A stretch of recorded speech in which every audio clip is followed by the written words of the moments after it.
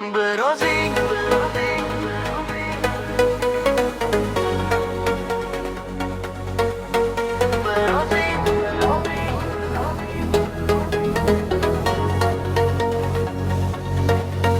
Seni ko'rdim, yuragim qoldi.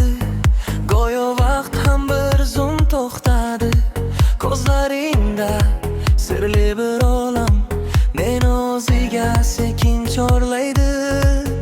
Har kun seni o'ylab uyg'onam, isming bilan tunlar uxlayman.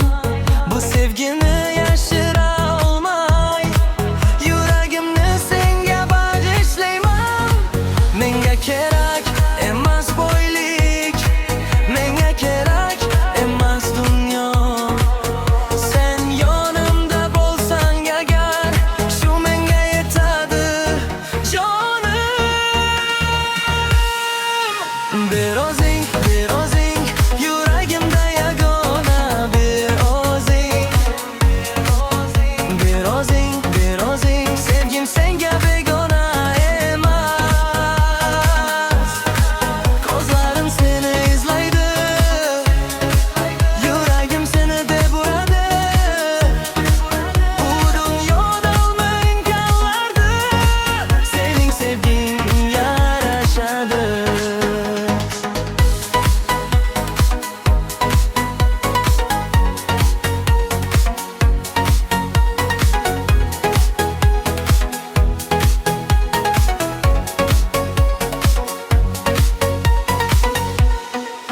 Yomg'ir yog'sa seni eslayman, har tomchida ovozing eshitaman.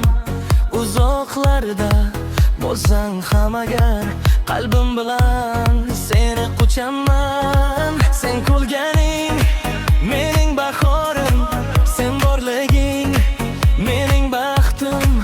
Bir umrga seni sevaman, shu sevgidir mening taqdirim. Agar yana tanlashim kerak bo'lsa, yana senga tanlardim. Mingta yo'lning ichidan ham senga olib borar yo'lni tanlardim. Bir o'zing, yuragimda yagona. Bir o'zing, sevgim senga begona emas. Ko'zlarim seni izlaydi, yuragim seni deb uradi. Bu dunyoda menga faqat sening sevging yarashadi. Faqat bir o'zing,